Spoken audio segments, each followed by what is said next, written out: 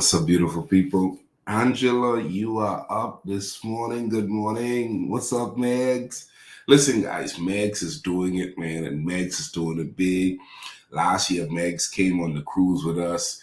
Listen, man, Megs was inspired to do a cruise for her and her tribe. And Megs, man, I'm so happy for you just to see how things are coming together, and the best is yet to come. Best is yet to come. So hats off to you, Megs, for doing what you're doing.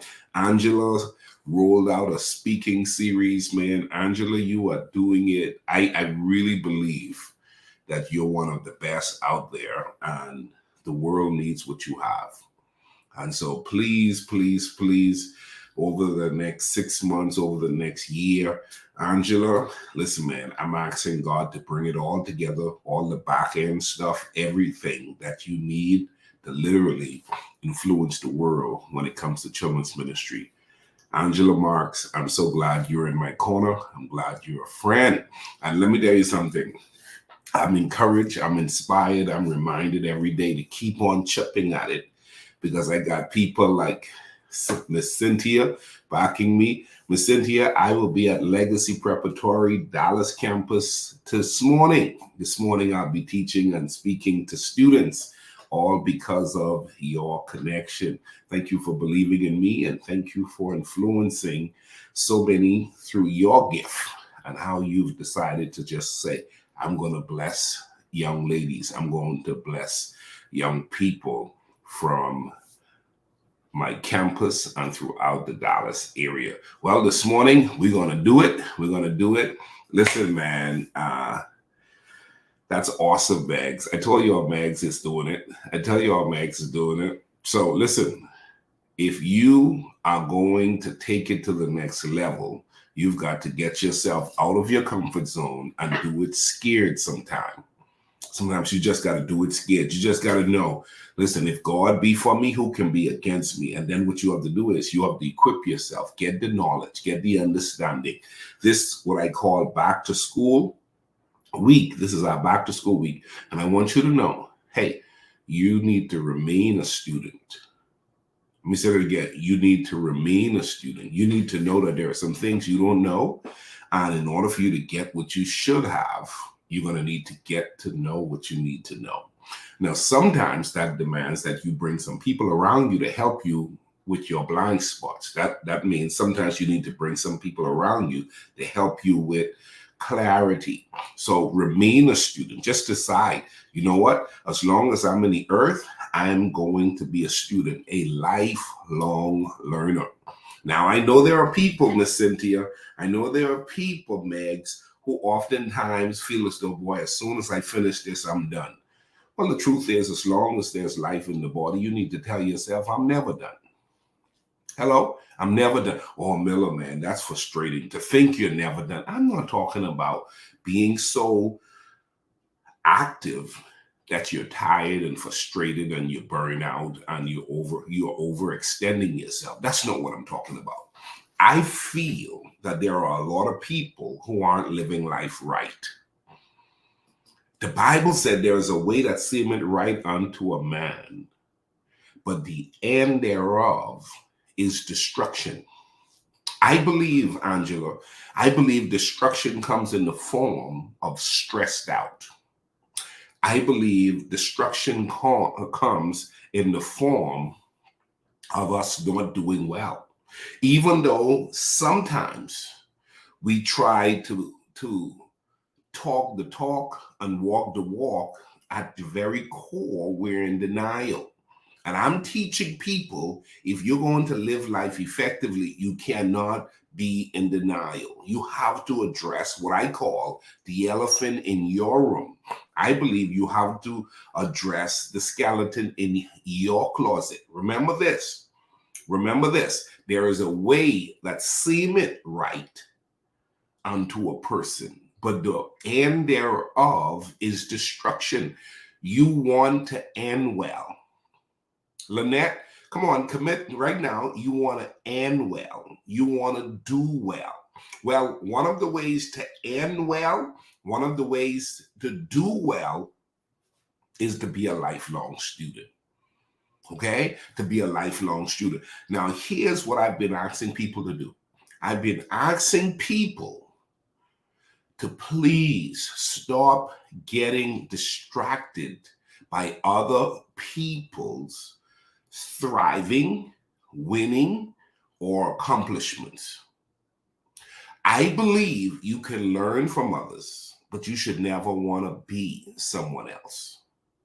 No one can beat you being you. Oh man, that's powerful. Write this down right now. No one can beat me being me. Come on, come on. No one can beat me from being me. I need somebody to get that in their spirit this morning. Now, watch this. If no one can beat you being you, guess what you're going to have to commit to? You're going to have to commit to discovering you. Right. You heard that right there? You heard that?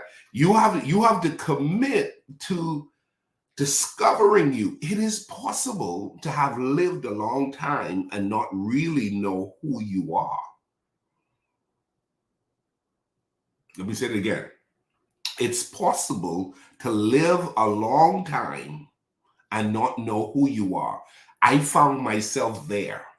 I found myself having lived, having done a lot of things, Angela, having done a lot of things, Miss Cynthia, but I was not functioning within my lean. I wasn't functioning within my giftedness. I wasn't functioning at the level that God desired me to function. And let me tell you what happens. When you decide to function outside of your lane, you are now uncovered. You're now uncovered. When I say you're uncovered, you find yourself not having the edge of protection around you that your gift is supposed to give you, that your divine track or journey is supposed to keep you within. Now, if you go and buy the car that you can't afford, you're uncovered. You go and buy the house you can't afford, you're uncovered. Okay? If you continue to do what you're not supposed to do, you're uncovered. Boy, I'm talking good this morning. There is a way that seemeth right unto a man, but the end thereof is destruction. Now, here's the deal. There is a way that could be frustrating you, and others may be laughing at you, but it could still be a road to destiny. In other words, not because you're frustrated, meaning you're out of the will, not because it's not coming together like everybody else, means that you're not in God's divine plan for your life. Go ahead and look at David. Go ahead and look at Joshua. Go ahead and look at Caleb. Go ahead and look at these distinguished gentlemen. Joseph being one of those persons. I want you to know you have to study you to master you. Come on, write that down. You have to study you to master you. Because oftentimes what we would have done is we've become accustomed to being a certain kind of way. We've become accustomed to being a certain kind of way. And then what we say, Angela, what we say, Lynette, is, that's just me. That's just me. When the truth of the matter is, that's just who you become accustomed to. Well, you know, I'll never do that. And we've heard never say never. We've heard never say never. I will never do that. The reason why you're saying never is because you've never tried. The reason why you're saying never is because somewhere along the line, you've adopted the idea that you're not going to, you haven't done it, and at this stage, you're not going to even try. When the truth is, if you were to try, you can discover, wow, that's amazing. Wow, I would like to do that again. How many of you will be honest with me this morning and said, watch this, there are things you're doing today that you never thought you would ever do? Come on, put it in the comment section. How many of you can honestly say there are things you could say, oh man, I thought I would never do that. I never thought I would live in the United States. but I'm here. I thought I would never jump out of a plane, but I did it. I thought I would never speak to auditoriums and stadiums, but I've been doing it. I thought I would never write a book. I thought I would never travel to a country where I can't speak the language. Hello. And here's the deal. When you start to realize along the way, there have been a lot of things you thought you would never do. And you did them only to discover that now they are a part of you. Oh man, I want to help somebody this morning. How much more is on the inside of you that you haven't given yourself a try? You haven't given yourself a chance. Effective living would have it. Hello. Max, come on, man.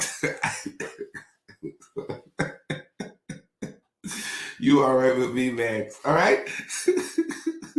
Listen, I made up in my mind, I want to be all that God created me to be. So that would mean, Miss Cynthia, that would mean, Megs, that you find yourself, okay? That means you will find yourself doing something maybe no one in your family is doing. Maybe no one who went to school with you is doing. Maybe no one who came from your city, your country, like Megs just said. You just decided to go outside of the box and not even do what no one in your village is doing. Maybe God may call you to do what no one in your country is doing.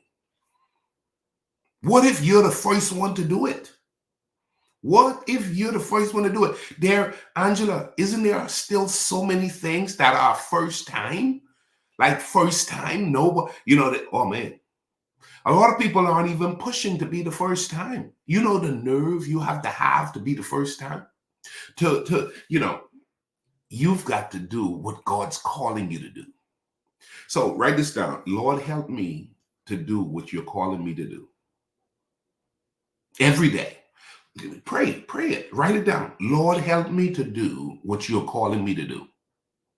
And that is from the discipline that you have for yourself, the discipline you have for your children, the boundaries God wants you to have for yourself, the boundaries that you learn to respect and honor for someone else. This morning, I want you to know this. This morning, I want you to know this. God is with you, but it is possible for you to get ahead of God. Listen. God is with you, but it is possible for you to get ahead of God. And that means you simply chose to get distracted.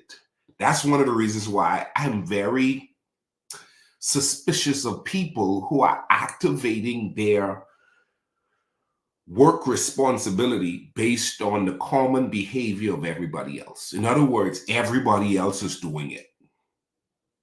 Everybody else is doing it. Miss Cynthia, I'm very, very cautious. And I'm paying attention to people who everybody else is doing it, because the truth is, broad is the way that leads to death and narrow is the way that leads to life. I don't want to be about what everybody else is about. I want to be about what I should be about.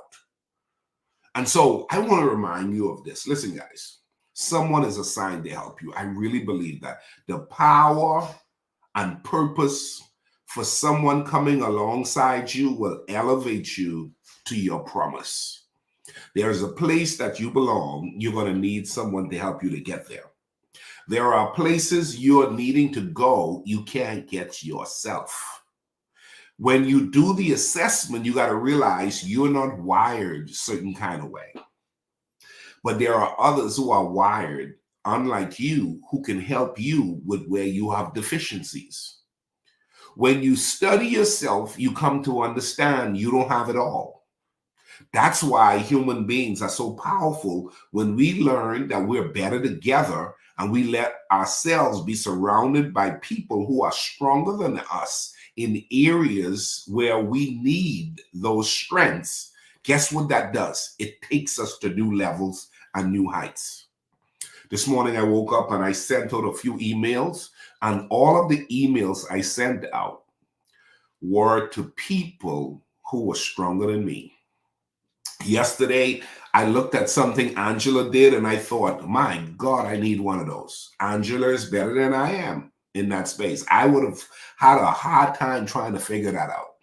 But I reached out to Angela And Angela helped me in seconds when it probably would have taken me an hour to try to figure it out. When I say someone is assigned to help you, I want you to understand three things that happens when you embrace help. Number one, direction and clarity. Getting guidance for your goals while you're working on your goals will help you to achieve them so much more. Number two, accountability. Accountability, staying on track and maintaining momentum with someone who's got your back will really help you. So number one, direction and clarity. When you surround yourself with the right people, they will help you to stay clear and directed towards what God is calling you to do. Number two, they give you accountability. I thought you said you were going to write that book. I thought you said you were going to finish that company. I thought you said, let me help you figure this out. Okay. And last but not least, blind spot busters. Number three, blind spot busters. Blind spot busters are individuals who reveal to you what you couldn't see. Okay? Blind spot busters are people who reveal to you what you couldn't see. Now, here's the deal. There's always something you can't see. Okay? That's why I believe in coaching. I believe that someone is assigned to help you. I believe in the process of getting help. I believe in coaching. I believe in mentors. I believe in spiritual advisors. Listen, guys, don't allow yourself to keep trying to do what's been frustrating you for years when someone could come alongside you and help you to accelerate your process and get you to your promise in a much faster and a timely fashion. What would have happened to Saul on the road to Damascus if he had chosen not to go to Ananias' house, to be laid hands upon and to be prayed for? What would have happened? I wonder what would have happened had Moses not decided to take the advice of his father-in-law and told how to build teams. I wonder what would have happened if Joseph had chosen not to interpret the dream of those guys in the jail, and if ultimately, because he was forgotten, choosing not to interpret the dream of Pharaoh, what would have happened? I call them destiny helpers. Pray this with me this morning. Father, reveal to me my destiny helpers. Father, reveal to me those who are assigned to help me. Someone is assigned to help you. Sometimes you could develop a relationship where you can extract from it without it costing you anything. Sometimes you got to go pay for it. Be it as it may, it is your job to identify how bad do you want it. If you can get it from a favorable standpoint without paying for it, thank God. But then there are times you got to go and cut a check. Sometimes you just got to go ahead and pay the price. Either way, you're going to pay. Pay with hospitality and relationship that allows you to have favor, or pay with a check, or Cash App, or Zelle. I love and appreciate you all. I just want you to know, guys, you have what it takes to be all that you're capable of being. The world is so busy, and the clutter of everybody being about what they're about can cause you to get distracted. I'm here today to tell you, you don't want to be about everything. You want to be about the right thing. There is a perfect will of God for your life. Let me say it again. There is a perfect will of God for your life. And when you find the perfect will of God for your life, everything comes together for your good. Did you hear me? Everything comes together for your good. If you enjoyed this morning teaching, please do me a favor and share it. Allow someone else to be blessed by what you just enjoyed. Have a great day. I just want you to remember, someone is assigned to help you. Go forward and embrace the possibilities of what this day will allow you to have and the rest of this year. You've got it. Now the question is, how much of it will you maximize so God could be glorified? God bless you. Bye-bye.